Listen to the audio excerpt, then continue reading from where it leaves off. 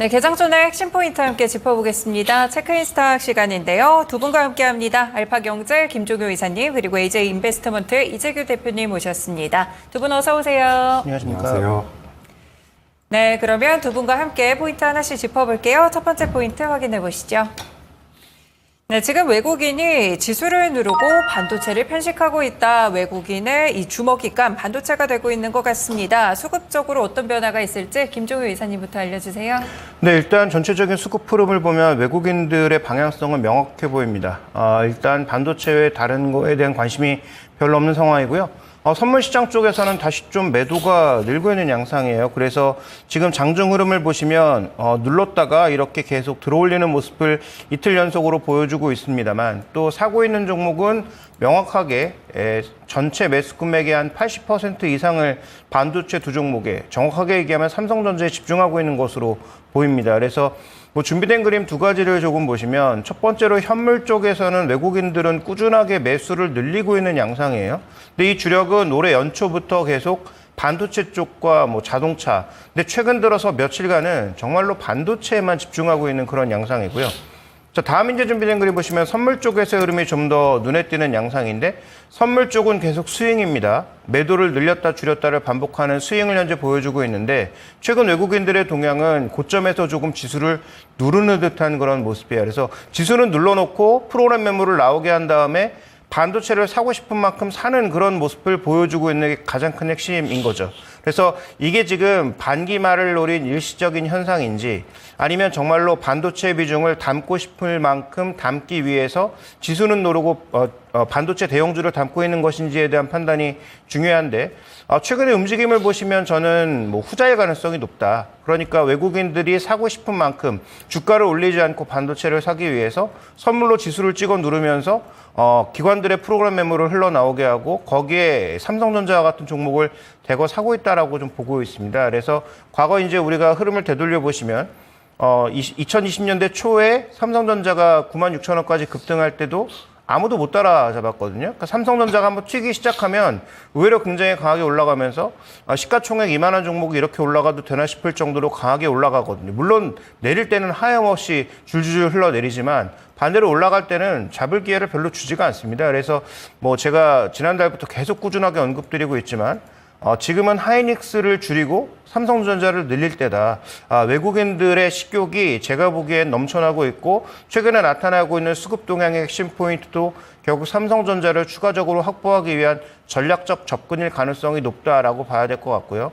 여러 번 얘기했지만 레거시가 회복되는 구간에서 하이닉스와 마이크론은 비교의 대상이 아닙니다. 그래서 레거시 회복만으로도 하이닉스 2배 이상의 실적을 낼 수 있는 지금 구간에서 어저께 한국투자증권의 리포트 제목이 그렇게 나왔더라고요. 안 살 이유가 뭐냐라고 나왔는데 그건 제가 예전부터 드리던 말씀이고 그래서 최근 외국인 수급을 봤을 때 드러나는 특징은 지수를 누르는 게 특징이 아니라 지수를 눌러놓으면서 삼성전자를 거의 먹어치우듯이 사고 있다. 이 부분을 가장 주목해 보실 필요가 있습니다. 외국인 포지션 이면에 삼성전자의 매수가 있었다는 점 첫 번째 체크 포인트였습니다. 두 번째 체크 포인트로 넘어가 보겠습니다. 네, 오늘 이제 또 두 번째 체크 포인트 확인해 보시면요. 이 트럼프 전 대통령 그리고 바이든 현 대통령의 첫 TV 토론이 있습니다. 오전 10시부터 우리 시간으로 열리게 될 텐데 상당히 좀 많은 관심들이 있으실 것 같아요. 물론 정치적인 의미도 있겠지만 저희는 또 시장 쪽으로 봐야 되니까요. 어떤 부분을 체크해 보면 될까요? 일단 방금 앵커님께서 말씀하셨던 것처럼 10시부터 대선에 관련되어 있는 토론회가 이제 진행이 될 겁니다. 그래서 시장에서도 관심이 굉장히 높은 것 같아요. 그래서 우리가 어떻게 보면은 이미 종목들이나 업황에는 많이 반영이 됐다라고도 볼 수 있는데 여기서 나오는 내용들로 인해서 장중 변동성은 꽤나 나올 가능성이 높다라고 보고 있습니다. 다만 오늘 변동성이 나온다라고 한다면 일시적일 가능성이 높기 때문에 우리 시청자분들 그러니까 투자자분들께서는 너무 공격적으로는 대응하실 필요가 없고 다만 그 추이 정도는 어느 정도 따져보실 필요가 있다라는 말씀을 드리고 싶습니다. 그래서 지금 시장에서는 트럼프가 우세하면 어떤 종목군들이 움직일지 지금 화석연료라든지 방산주 쪽에 대한 관심도가 많이 높아지고 있고 최근 들어선 이 가상화폐 쪽에 대한 모멘텀들 같은 경우도 트럼프를 통해서 만들어질 가능성이 높다라는 이야기들이 나오고 있습니다. 그러니까 관련되어 있는 종목군들 좀 체크를 해보시면 좋을 것 같고요. 또 이제 바이든이 앞서간다라고 한다면 2차 전지 쪽에 대한 모멘텀들이 붙을 가능성이 높다라고 생각이 되고 있습니다. 하지만 현재까지 진행이 되고 있는 1년 일련의 과정들을 봤을 때 트럼프가 살짝 앞서 나간다라는 뉘앙스를 좀 어느 정도 받을 수가 있는데, 만약에 트럼프가 앞서 나간다라고 한다면 제가 앞서 말씀드렸던 것처럼 뭐 연료 에너지라든지 그리고 방산 쪽 외에도 요 제약 바이오 쪽을 좀 보시는 게 어떨까라는 말씀을 드리고 싶습니다. 그래서 과거에 이제 거의 3년 주기로 제약 바이오가 강세를 보였었던 적이 있는데, 지난 2021년도 이후에 이제 3년째가 도래하고 있는 과정이라는 거죠. 그래서 만약에 트럼프가 이기게 된다라고 한다면 금리 인하에 대한 기대감도 많이 붙을 가능성이 높다라고 보고 있기 때문에, 금리 인하가 진행된다라고 한다면 거기에 따라서 제약 바이오가 다시 한번 변동성을 키울 가능성도 있다라는 부분이죠. 그래서 지금 미국 시장에서도 제약 바이오 관련되어 있는 종목군들의 변동성이 잘 나오고 있기 때문에, 만약에 오늘 TV 토론회에서 트럼프가 좀 앞서 나간다라고 한다면 앞서 말씀드렸었던 방산에 대한 관심, 그리고 가상화폐 쪽에 대한 관심도 필요하지만 전 제약 바이오를 좀 눈여겨보시는 게 어떨까라는 말씀을 드리고 싶습니다. 반대로 바이든이 이긴다라고 한다면, 앞서 나간다라고 한다면, 좋은 결과물을 낸다라고 한다면 뭐 2차 전지라든지 관련되어 있는 종목군들이 그래도 든든한 방어 라인을 얻을 수 있지 않을까라는 생각이 들기 때문에 그와 관련돼서 추이를 좀 살펴보시는 게 어떨까. 그리고 이게 연말까지도 지속될 가능성이 높기 때문에 큰 흐름을 짜는 데 있어서 도움이 될 수 있으니까 요 TV 토론회에서 어떤 내용들이 나오는지 살펴볼 필요가 있다라는 말씀 드리겠습니다. 네, 두 후보에 대해서 또 이렇게 피해주, 소외주들이 좀 있는 것 같은데, 사실 11월 대선까지 지금 한 5개월 정도 남았거든요. 물론 지금 이 각자의 후보에 따라서 관련 종목들을 소개를 주셨는데, 이 지지율 추이를 따라서 저희가 좀 따라가 봐야 되는 건지, 아니면 안전지대에 있는 종목들을 사는 게 맞는 건지 어떻게 보세요? 네, 저 뭐 개인적인 의견을 드려보자면, 저는 관련돼서 변동성이 많이 커지는 종목군들도 있겠지만, 방금 전에 이사님께서 말씀하신 네. 삼성전자를 필두로 한 반도체가 가장 유리하지 않을까라고 저는 생각을 하고 있습니다. 그래서 네. 방금 전에 이제 삼성전자에 대해서 말씀을 해줬는데, 제가 조금만 말씀을 얹어보자면, 지금 우리가 6월 파생 만기까지는 우리가 3월달, 6월달, 9월달, 12월달에는 동시 만기일이 있죠. 그렇기 네네. 때문에 외국인들 입장에선 파생 포지션에서 수익을 얻어가야 되기 때문에 파생에서 플레이를 하기 위해서 삼성전자를 6월 파생 만기까지 굉장히 좀 인위적으로 눌렀다라고 저도 생각을 하고 있습니다. 그래서 네네. 파생 만기 이후에 삼성전자에 대한 외국인들의 순매수가 굉장히 강하게 들어오고 있거든요. 제가 좀 따져보니까 6월 17일부터 우리나라 대한민국 코스피에 대한 외국인들의 순매수가 1조 4천억 정도가 되는데, 삼성전자를 1조 6천억 정도를 매수한 것 같아요. 그렇기 때문에 네. 우리나라 시장에서 지금 삼성전자 쪽으로 자금이 몰려오고 있는데, 이게 일시적인 수급적인 문제일까, 수급적인 부분으로 인해서 주가가 올라가는 것인가라고 생각을 해본다면, 하반기 때 이 디램이라든지 낸드 플래시 쪽에 대한 수익성이 개선될 가능성이 굉장히 높기 때문에, 삼성전자가 어쨌든 매출에 대한 기대감으로 인해서 외국인 수급들, 그동안 6월달까지 많이 눌러놨다라고 한다면 지금부터 9월달까지는 또 수급이 견고하게 들어올 가능성이 높다라고 보고 있습니다. 네. 그래서 이 대선 쪽에 관련되어 있는 모멘텀 같은 경우는 관련되어 있는 종목군들을 가지고 계시거나 뭐 관심이 있는 분들 같은 경우는 꼭 챙겨보셔야 되는데, 큰 흐름에서는 우리나라에선 여전히 반도체가 굉장히 주력이 될 가능성이 높다. 그중에서 저는 삼성전자에 대해서 긍정적인 의견 드리도록 하겠습니다. 네, 두 번째 체크포인트 이재규 대표님이 주셨고요. 일단 TV토론 주목해 보시고요. 지지율에 따라서 또 관련 종목들 움직일 수 있으니까 섹터군도 살펴보시고 반도체 종목까지 연결해 주셨습니다. 세 번째 체크포인트 보시죠. 엔터주 바닥은 있다라고 또 김종효 이사님께서 한 줄을 주셨는데요. 엔터주들 보니까 저도 차트 보니까 많이 밀렸더라고요. 다시 한번 좀 반등 줄 수 있을지 반등 포인트 체크해 주세요. 네. 뭐 오늘 오를 종목도 아니고 뭐 당분간 오르지 않을 수도 있습니다만, 우리가 투자 관점에서 찾아봐야 되는 종목은 악재 정점으로 가고 있거나 악재 정점을 지났거나 악재 정점으로 가고 있는 그런 종목군들 중에서도 일부 종목군들을 골라볼 필요가 있는 거죠. 그래서 엔터주 말씀하신 대로 최근에 주가 움직임이 거의 없고요. 시장에 관심도 없고요. 거래도 되고 줄어든 상황이죠. 근데 몇 가지 이제 변화를 조금 살펴볼 필요가 있습니다. 그래서 준비된 그림, 오늘 아침에 나온 리포트에서 몇 가지 그림들을 따와봤는데, 첫 번째로 지금 음반 판매량이거든요. 그러니까 1분기보다 2분기가 대거 개선되는 모습 보여주고 있고요. 개선되는 축에서는 하이브와 SM이 좀 개선되는 모습을 보여주고 있고, 근데 이게 QOQ로 봤을 때는 분명히 대거 개선되는 건데 YOY로 봤을 때 작년 2분기에 비해서는 크게 줄어든 모습이거든요. 그러면 우리가 여기서 이제 주목해봐야 되는 포인트는, 작년이 폭발한 거고 올해는 작년만큼 앨범 판매가 나오지 않을까에 대한 한번 판단부터 내려봐야 되는데, 저는 그럴 가능성이 높다. 그렇다면 여기서 가장 얻을 수 있는 최대 투자 아이디어는 예전 고점은 쉽게 가기 어렵다라는 관점을 가장 먼저 말씀드리고 싶고요. 다음 이제 준비된 그림 보시면, 지금 이 음반만 지금 회복되는 게 아니라 2분기에는 지금 공연 관련된 모객도 좀 회복되고 있는 양상입니다. 그래서 지금 뭐 하이브를 비롯해서 대부분 회사들이 관객 모객이 좀 회복되고 있는 모습을 나타내고 있는데 이것도 마찬가지. YY로 봤을 때는 조금 줄어든 모습, QOQ로는 확실하게 좀 개선되는 모습을 보여주고 있어서 뭔가 좋아지고는 있는데 확실하게 개선된 것으로 보기에는 좀 어려운 그런 모습이 나타나고 있다라고 봐야 됩니다.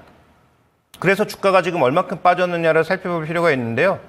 다음 이제 준비된 그림 보시면 하이브는 예전에 한 50배까지 봤다가 최근에 그 많이 내린 주가에도 여전히 한 30배 정도의 밸류에이션을 가지고 있고 나머지 3사는 다 고만고만하게 주가가 많이 빠져서 지금 뭐 10배에서 20배 사이 정도로 들어온 상황입니다. 그러면 여기서 이제 우리가 봐야 되는 포인트는 악재는 많이 반영된 것으로 보이고 그다음에 밸류에이션도 비교적 합리적인 수준으로 내려온 것으로 보이니 하이브는 조금 예외예요. 1등주의 프리미엄에다가 지금 위버스라고 하는 플랫폼을 끌고 가고 있는 상황에서 플랫폼에 대한 가치를 더한다면 조금 다른 개념으로 볼 수 있기 때문에 하이브는 조금 논외로 하고요. 그다음에 이제 하반기에 가장 기대하고 있는 것은 BTS의 뭐 회복력이 어느 정도 될 것인지가 관건이기 때문에 하이브는 여기서 좀 논외로 치고 지금 비슷하게 떨어져 있는 저 세 종목 중에서 하반기에 누가 가장 좀 드라마틱한 회복을 보일 수 있는가 우리가 여기에 좀 포커스를 맞춰서 종목군들을 선별할 필요가 있지 않나 이렇게 좀 판단하고 있습니다. 주 많이 밀려왔는데요. 그래도 일단 하이브는 좀 1등주니까 다르게 보시고요. 나머지 엔터주들 가운데 누가 다시 한번 주인공을 차지하게 될지도 점검해 보시면 좋을 것 같습니다. 그러면 이 종목들, 엔터주들 몇 가지들 좀 줬는데 이 중에서는 어떤 종목이 가장 메리트가 있다고 보세요? 네, 지금 2분기 실적 기준으로 봤을 때는 아마도 SM이 가장 눈에 띄지 않을까. 네. 왜냐하면 지금 뭐 라이즈라든지 그다음에 그 이번에 에스파 앨범이 생각보다 굉장히 그 반응이 좋고 판매도 잘 된 상황이어서 2분기 실적은 SM이 비교적 견조할 가능성이 높아 보이나 하반기에 추가적인 플러스 알파가 있나는 조금 애매한 상황이죠. 그러면 하반기 쪽에 가장 기대되고 있는 것은 아까 말씀드렸던 BTS가 돌아오는 하이브와 그다음에 또 한 가지는 지금 스트레이키즈라고 하는 가장 큰 덩어리가 상반기 내내 활동을 하지 않은 JYP가 주목해 볼 필요가 있는 거죠. 네. 특히 스트레이키즈 같은 경우에는 그동안 뭐 중국 반응이 꽤 좋았었는데 이들이 상반기에는 거의 뭐 활동을 하지 않음으로 인해서 지금 JYP 실적이 꽤 줄어든 상황이거든요. 그래서 하반기에는 뭐 아시는 것처럼 트와이스의 뭐 글로벌 투어도 여전히 존재하고 있는 상황인데다가 스트레이키즈가 음반을 데뷔하면 작년에 음반 가장 많이 팔았던 건 1위가 세븐틴이 한 1,600만 장, 그 다음에 지금 스트레이키즈가 한 1,000만 장 정도를 판 상황인데 올해 그 정도는 당연히 못 판다고 하더라도 중국인 멤버가 있고 중국 쪽에서 꽤 나름의 그 포션을 가져가고 있는 그 다음에 미국에서도 꽤 인기가 있는 스트레이키즈가 돌아왔을 때 효과는 아마도 동일한 밸류에이션에서는 JYP가 가장 높을 수 있다. 그래서 저는 뭐 앞단에서는 뭐 SM하고 YG를 말씀드렸는데 하반기에서는 좀 주목해 볼 종목은 아무래도 JYP가 아닌가 이렇게 판단하고 있어서 JYP의 주가가 더 빠진다면 뭐 2분기 실적이 좀 안 좋을 것 같거든요. 그래서 만약에 더 빠진다면 JYP에 대해서는 그 낮은 밸류에서는 충분히 관심을 가지고 접근해 볼 시기가 아닌가. 그래서 당장 올라갈 만한 종목은 아니지만 2분기가 악재 정점일 가능성이 있고 하반기에 좀 턴어라운드 가능성이 있는 종목에 대해서 이제는 좀 베팅해 볼 때가 되지 않았나 이렇게 판단하고 있습니다. 네, 하반기까지 봤을 때 JYP 엔터테인먼트를 좀 관심 종목에 두시고 추이를 살펴보시면 되겠네요. 마지막 체크 포인트 넘어가 보겠습니다. 네, 마지막 체크 포인트입니다. 펩트론, 강세, 그리고 비만 관련 종목까지 오랜만에 제약바이오에서 또 비만 관련 섹터에 대한 의견 주실 것 같은데 이재규 대표님 설명해 주시죠. 네, 어제 펩트론이라는 기업이 52주 신고가를 경신을 했습니다. 우리가 뭐 시장에서 종목군들을 분석하다 보면 좋은 기업들도 굉장히 많지만 이게 시장의 선택을 받지 못하는 경우도 있죠. 그래서 주가가 저점대에 있는 기업들도 많이 있는데 지금 펩트론 같은 경우는 52주 신고가를 경신한 부분은 시장에서 어느 정도 선택을 받고 있다라고 보시면 좋을 것 같습니다. 그래서 어제 같은 경우는 이 노보노디스크라는 기업이 이 비만약 관련돼서 중국 쪽에서 승인을 받았다라는 내용들이 많이 부각이 됐었는데 노보노디스크뿐만 아니라 일라이릴리 같은 경우도 주가 흐름이 굉장히 견고하게 나오고 있습니다.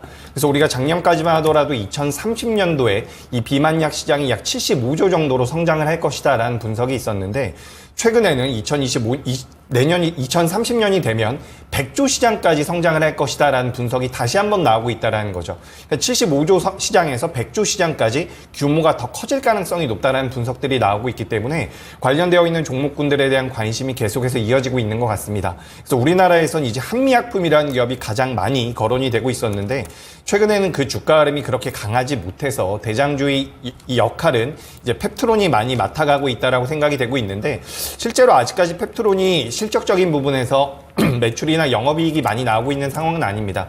하지만 우리가 MTA라고 해서 물질 이전 계약을 지금 노보노디스크와 일라일릴리 쪽에 진행을 하고 있다는 부분들이 어떻게 보면 이 펩트론이라는 회사가 가지고 있는 기술력에 대한 그런 명분이나 방증이 되지 않을까라고 저는 생각을 하고 있기 때문에 이 펩트론을 필두로 해서 비만 당뇨와 관련되어 있는 종목군들 같은 경우는 조금 더 보실 필요가 있지 않을까라는 의견을 드리고 싶습니다.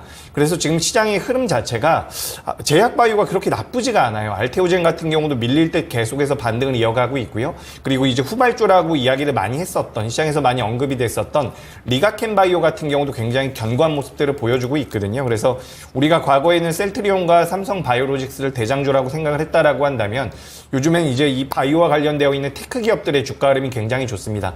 플랫폼 기업이라고 생각을 하셔도 좋을 것 같아요. 제형 변경에 관련되어 있는 플랫폼 기업, 뭐 알테오젠이라든지 유한양행 같은 경우도 제형 변경 쪽에 대한 모멘텀을 가지고 가고 있고 리가켄 바이오 같은 경우도 ADC 쪽, 항체 약물 접합제 쪽에 대한 플랫폼 기술을 가지고 있는 기업이고요. 그리고 펩트론 같은 경우도 자사가 가지고 있는 그러니까 스마트 데포라는 기술이 있습니다.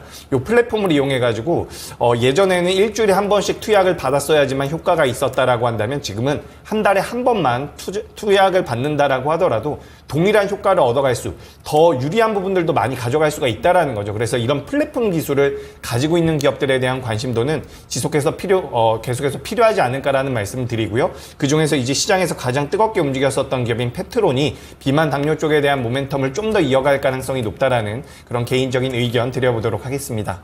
네, 이렇게 또 비만 관련 종목들 가운데 또 제약바이오 트렌드를 좀 읽어보시면요. 제형 변경, 플랫폼 이런 기업들이 최근에 좋은 흐름들을 기록하고 있습니다. 관련 종목으로 또 펩트론까지 함께 체크해보시면 되겠습니다. 네, 이렇게 4가지 체크 포인트 살펴드렸습니다.